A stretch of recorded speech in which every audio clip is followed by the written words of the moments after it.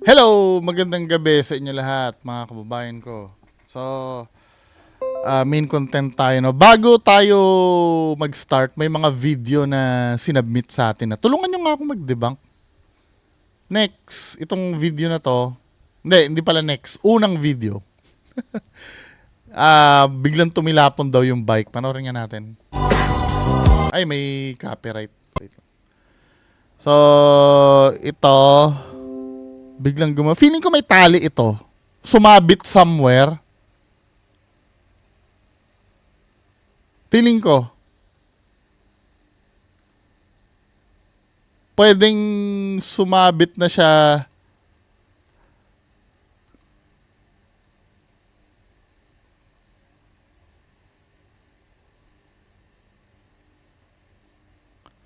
Actually, bike niya lang yung lumipad, di ba? Kasi si ate naiwan dito sa likod ng poste. Feeling ko sumabit yung bike niya somewhere. Di ba? Ate ba yun o kuya? Or whatever. Kasi nung dumaan ito, feeling ko sumabit na ito dito. May kinalaman itong sasakyan na to eh. Nung napapansin niya na may humihila na sa ano niya, tali ito. Nung napansin niya may humihila na, bigla na lang na natangay siya, nalaglag siya dito sa likod ng poste. Then yung bike na sumabit yan sa tali. Kung ano man yung tali na yun, wire yun siguro. May kinalaman yun sa may poste siguro na baka malimot tali ng saranggola or lubid na masyadong manipis siya para makita sa CCTV. Ano ba opinion ng iba? Tingnan nga natin. May kable yan na sumabit. Oh. Ramdam niya yan pag kanan ng kotse. Tumilapon siya, sumabit din sa kotse. Tingnan niyo yung mga kable sa taas, lahat na uga. 'Di ba? Oh, wire nga.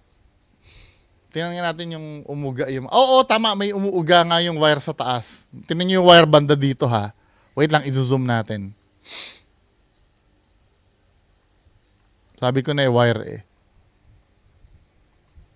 Umuuga na yung wire nga sa taas oh. Tapos nung umano yung niya, umuga na yung wire. May kinala. Ayan may nakita wire na nakaganon eh oh. Nakita nyo? Anyway, skip tayo next video. Meron pang isang video dito eh.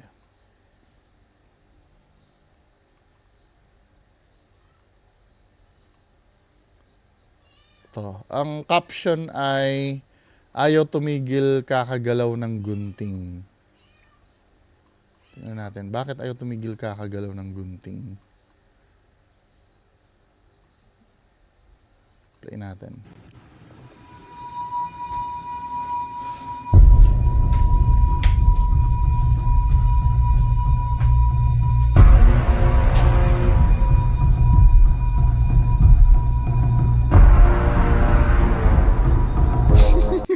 Feeling ko wala namang paranormal dito eh.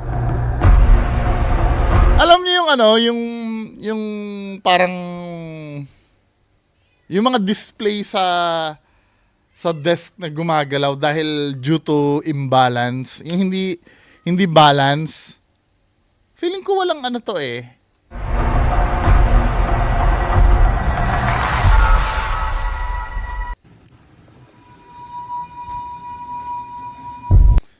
Walang paranormal dito. Kasi kung makikita nyo,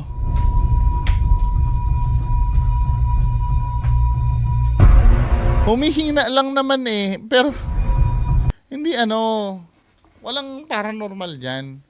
Mukhang ang kakasampay lang kasi ng gunting na yan kasi basa eh oh. Ibig sabihin, hinugasan. Kakasampay lang siguro dyan. Dapat inurasan mo, time-lapse mo. Let's say mga 10 minutes, ganyan pa rin ang ganyan. Medyo hindi na yon. Pero kung ganyan, okay lang sana kung nakikita ko from nakatigil siya, biglang gumalaw. Yon. Pero kung from the beginning ng video mo, gumagalaw na, ano yan, hindi yan, ano sabi ng mga nagko-comment? Hindi ito paranormal. Mahiwagang kusina daw. Sabi ko isa, kulang ka sa aruga, sabi mo kasi sa'yo, wag mong makakalimutan ang gamot mo. Anyway, hindi yan paranormal. Kasi vinidyohan niya yun, gumagalaw na eh. Okay lang sana kung nakatigil yun, biglang gumalaw. Next video, ito.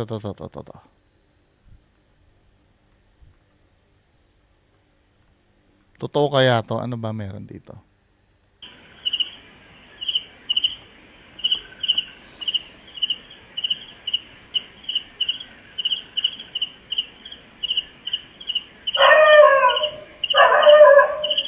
Hindi to. Hindi siya totoo. Masyado siyang lutang. Edited ito. May na-debunk ng ganito eh. Na History Channel pa nga yung tumatawid. Mas detalyado yung na-debunk dyan. Hanapin ko nga yun. Proof is out there. Ghost daw. Hanapin ko nga yun sa YouTube yun eh. Wait lang ha. May mas na-debunk pa dyan na mas maganda yung kuha.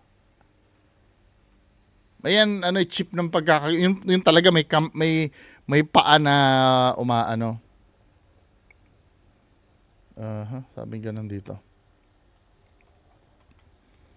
Proof is out.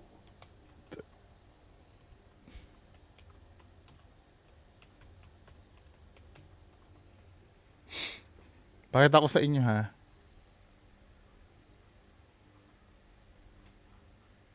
Ito yan oh, may ganyan na yan eh. Ito dinebunk ito nung video expert na ito ay pinatong lamang. Mas ano to?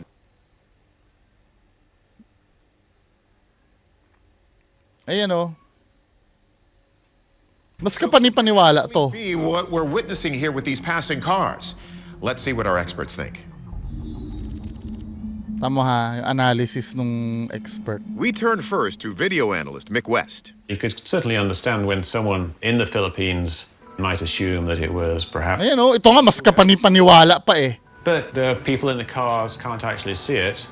If it was a ghost, it would be more likely that people could actually see it than the camera could see it, because ghosts don't exist in a technological realm, they exist in a more spiritual realm, in theory.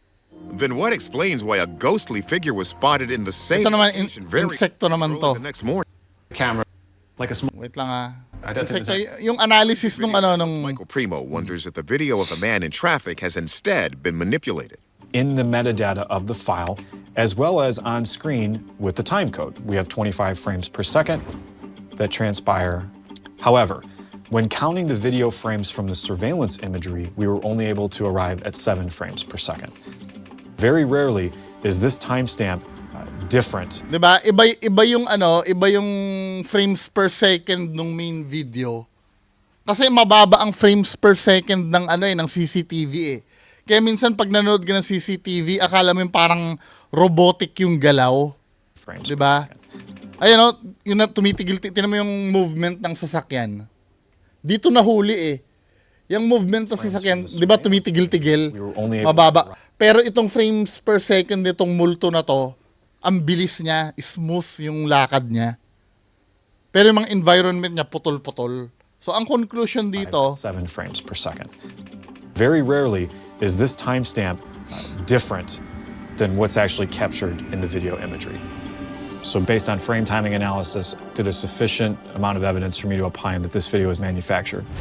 diba, edited. Nahuli dun sa frames per second nung CCTV. Now, balik tayo dito sa video na kung saan meron to. Malaki ang possibilities na ito ay inedit.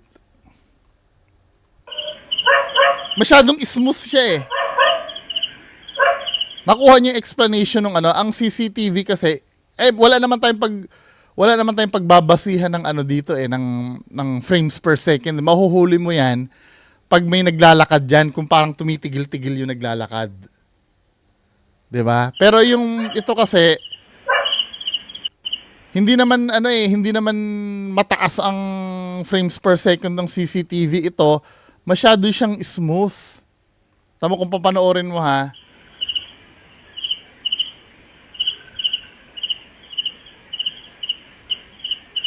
Pagdadating yung multo. Ayan o. Masyado siyang smooth.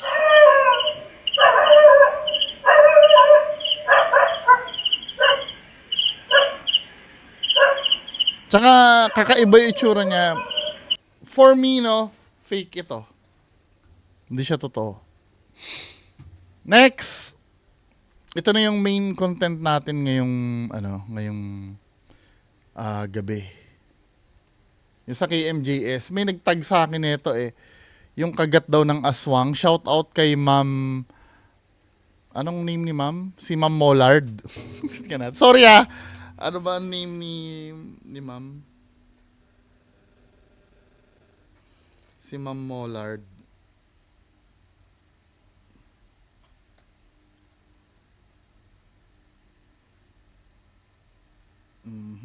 Wait lang kailangan ma-mention ko yung si Ma'am Shajara Mollard.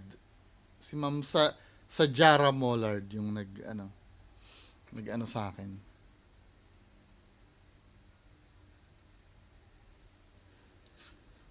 Okay. Dahil lang pa Alisin ko lang tong so kinagat daw ng aswang. Play natin.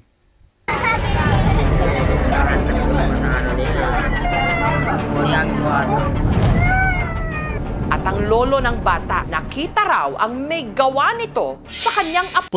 Ulitin nga natin. Start tayo dun sa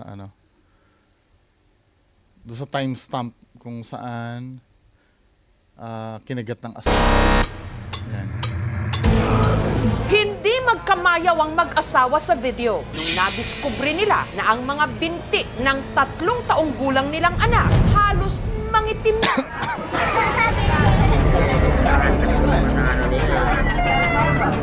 Di ba binugbog yan? Paano naging kagat ng aswang yan? At ang lolo ng bata, nakita raw ang may gawa nito sa kanyang apo. Ito ba matama na Hindi mo maklaro. Anong sabi? Basahin natin yung Gawa nito description sa kanyang apo. Ito ba Hindi mo maklaro ang itsura kasi maitim masyado. matama na kukunaan ko sa mga ito mo ba na? Hindi raw tao, hindi rin hayop, kundi aswang na kung tawagin sa kanilang lugar, maning. Ano yung pusa yun, di ba? Maning? Muning?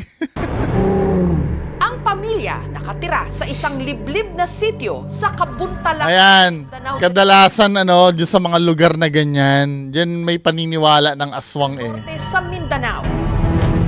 Para lang marating ito, kinakailangan pang sumakay ng bangka sa loob ng halos 1 oras. Balot ng takot ngayon ang lugar sa balitang maning o aswang daw na pumatay sa bata. Pinatay! So, naniniwala po kami dito, kaya natatakot yung mga tao. Totoo yung sinasabi namin din. Sa bahay na ito, sa sityo Pero parang hematoma yun Para siyang binugbog Kalinangan nakatira sina Sandy at Norhaina. Nagising daw sila sa iyak ng kanilang anak na si Nas. Ano bang nangyari? Sabi niya sa akin, mag-iyak ko. Tapos pinaihi ko siya.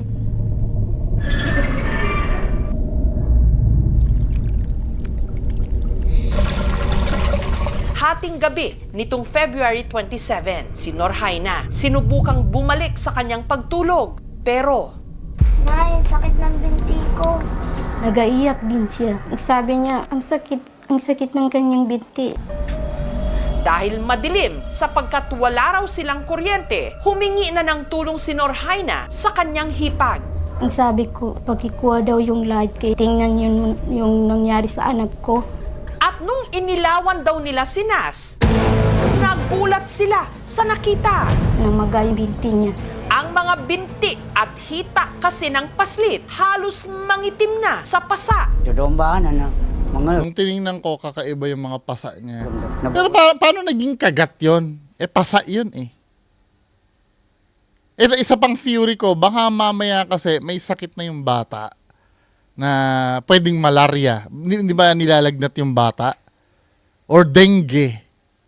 Kasi nakakaranas ng pasa yan eh. Or baka mamaya may sakit yung, wag naman sana may sakit yung bata ng leukemia. Pwede kasing magkaroon ng ganong signs. yang buniwatan. Nabali. Sinabi ko na doon kayo matulog sa tinutulugan namin. Nasa buhin to yung kargamin. So, gasakawan ako na Nung tumatahan sa pag-iyak yung bata, lumabas Sa ako. baykan namin. Nanlaking araw ang mga mata ni Jerry sa kanyang nakita. Ako nila, mga bagal. Nakita ko parang anino na maitim. Anino raw ang nakita ni Jerry na umaali-aligid sa kanyang apo. Ang isa nakatayo sa ulunan nito habang ang dalawa pang anino nakatayo malapit sa pinto. Ito ba yung matama na Hindi mo maklaro ang itsura kasi maitim masyado. kukunan ko. Sabi ni tatay. Ito mo ba? Sinundan daw ito ni Jerry pero lumusot daw ang mga ito sa pader. Yun ang parang giveaway na hindi totoo. Dahil ang aswang, di ba, aswang is, hindi naman espiritu ang aswang, di ba? Paano lulusot sa pader yan? Nandun na tayo sa 70% na ito ay hindi totoo. Yung babae na mayabong beses. Sarado naman ang pinto doon. Daan yung mukha mo nung Hindi ko alam saan siya dumaan na hindi naman. Sigurado raw si Jerry na ito ang kinatatakutan sa kanilang lugar. Mga nilalang na kung tawagin, maning, na hindi katulad ng di umano ibang mga aswang na lumilipad, ang mga maning sa lupa lang daw nagpapakita at umaatake. At lumalabas lang daw ang mga ito tuwing umiinit na ang panahon. Daan tapang ka. Kada taon ganito nangyayari, kada panahon ng tag-init. May documented na ba ibang na huli? Or na biktima yung maning na yan? Na arang kapaliti ako na kayo na umanan niya ko na manang begang ko. Umantim po na pangilat pananang. Tiempo na mababa.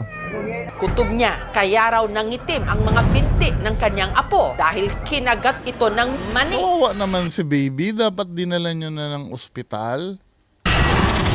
Kita daw sa kanya, meron daw nagkagat dito.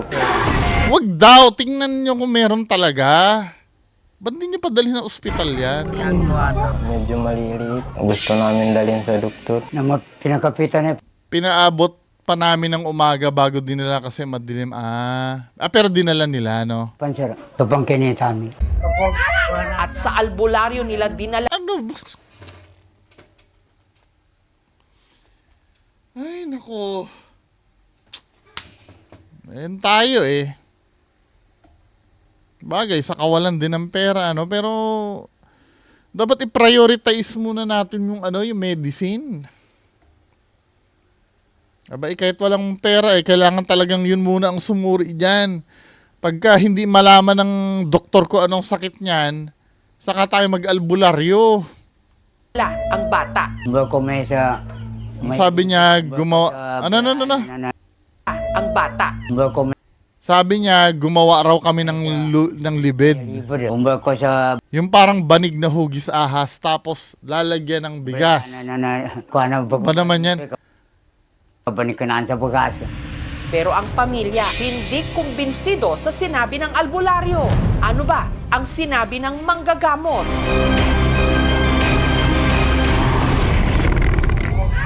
Ngunit dahil hindi pa raw humuhupa ang pangingitim ng binti ng bata. Gusto namin dalhin sa doktor. Pero bago pa man daw sila makaalis, Agad na siya namatay. Hindi na siya nakaabot. Namatay na yung bata. Paano kasi naman? Kasi hematoma yun eh. Baka nag-clog yung blood clot nun. Yan. Masakit din sa amin na masakit pagkawala ng anak namin. Kasi uunahin nyo pa yung yung albularyo. Na hindi na naman pala kayo maniniwala doon sa albularyo. Wala na. Kawawa naman si baby. Ito tuwing naaalala namin, para kami hindi pa nagka-recover na maalaala pa, lalo pa nang marinig ko yung pangalan niya.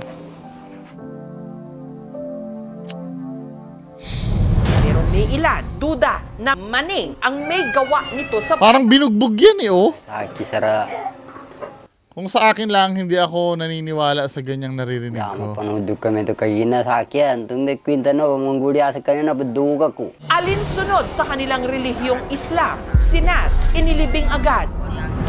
Pero habang inihahanda raw Hindi ma-autopsy, ano. ang labi nito, Kita daw sa kanya, meron daw nagkagat dito, May nagkagat nagkagat din sa... Hindi yan kagat. Hindi na namin masyadong makita, hindi namin kayang tignan yung bata. pero kagat nga ba ito ng Manning? Hindi siya Natakot kagat. pa rin ang pamilya ng bata. Nung nangyari, dito kami natutulog, naglipat kami. Sa Hindi, ang tanong, hindi ba nabubuo yan? I mean, di ba pinaliliguan nyo yung bata, di ba? Bago matulog. Wala na ba kayong nakikitang signs niyan bago pa siya matulog? Or bigla na lang paggising nyo, ganyan na? Samantala, sa pahintulot ng pamilya, ikinonsulta ng aming team sa isang doktor ang sinapit ni Nas. At Hematoma to eh. posible raw na kaya namaga ang mga binti ng bata Pinalo. ay dahil kinagat ito, hindi ng Kagat din. Baka insekto. kundi ng makamandag na ahas Pwede, no, pwede. na siya rin palang kutob ng albularyo na nauna nang tumingin sa bata. Bagay na posible raw dahil masukal ang kanilang lugar. Hindi, ang problem niyan, baka kahit idala din sa ospital, hindi rin kung walang antivenom. Kumalat na yung yung lason eh. Wala bang nakakakit dito na ahas or ibang hayop? Dito Wala sa po, ma'am. higaan? Wala mo. So, imposible na ganun yung nangyari? Oo. Hindi, ibig ko sabihin, yung ahas kaya nung, kahit maliit na butas ng di ba? Nagnat siya, pero yung tinignan namin yung binti niya, hindi pa yung ba? Pero yung bata may sakit na. So kung makikita ko lang po ang isang bata may lagnat, hirap huminga at may pasa-pasa, marami pong possible causes. Pwede pong nagkaroon ng infection yung bata, nagkaroon ng sepsis. Pwede din po yung tinatawag na allergy natin or anaphylactic shock. Nagka-allergy siya sa isang bagay, nahirapang huminga. Sometimes yung mga allergy na mamaga, pwede rin nagkakaroon ng fever. Yung isa pa po is May lagnat kaya nung time na yon? trauma na nag-cause ng pasa-pasa po sa bata. Parang binugbog po. Dapat imbestigahan ng mga kaanak niya. Oo nga parang binugbog nga siya no? Parang may nagsasabi doon na na hindi naniniwalang baka mamaya pinapalo itong bata eh. Autopsy sana para malaman ang dahilan ng pagkamatay ng bata. Tata, upang ka pinamatay, Tatanungin yung mga tao dito kung ginawa ba namin yung pagpalo sa bata. lusura sityo namin, isa ni tawanan nito, nanggaba kami. Kesa naman sa paniwalaan namin yung nakita mo na aswang, ba? Medyo, ako doon, medyo pabor ako doon sa theory na ahas. Pwede. Kaya lang, dapat,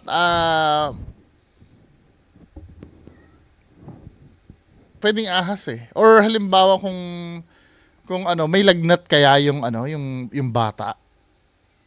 Pwede ring malaria. Anaphylactic shock? Parang hindi eh. Kasi kung anaphylactic shock, dapat buong katawan na na namamaga eh. Or siguro dahil dun may contact doon. Let's say nadikit siya sa halaman na may allergy siya doon. Medyo unlikely ang anaphylactic shock eh. Kasi magko-complain ang bata na hindi makahinga yon pagka... Tsaka nagsusubside dapat yun eh. Pag lumipas na yung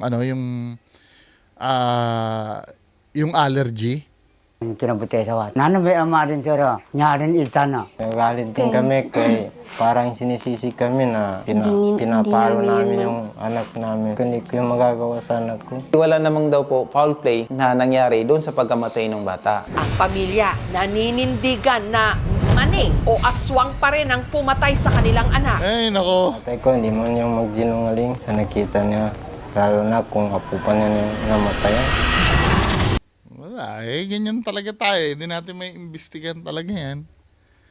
Alam mo masama niyan pag hindi na-solve yan kung ano yung nangyari doon sa bata. Pag may mangyayari uling ganyan, yan uli ay iisipin nila, hindi nila idadala sa doktor. Diba? Pero feeling ko talaga binugbog yan eh. Let's say, halimbawa, medyo plausible yung kinagat ng ahas. Pero bakit dalawang hita gumapang sa kabila? Di ba? Dapat doon sa isang part lang, kinagat parehas? Or ang pinaka plausible talaga pinalo yun. Kasi parang kumakapit sila doon sa bagay na hindi totoo eh. Yung maning. Mening ba? Higit na nakakatakot kung paanong sa ganitong mga paniniwala nalilihis ang mas importanteng issue. Hindi siya kagat eh. Hindi naman siya pair eh. Isang parang dot lang na Na kung kagat,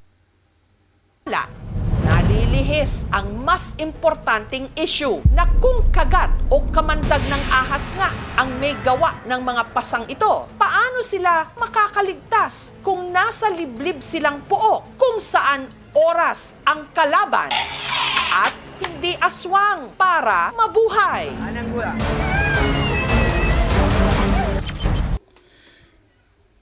Anyway, mga kababayan ko, yan lang po ang pag-uusapan natin. Maraming salamat sa inyo. Magandang gabi. Bye-bye.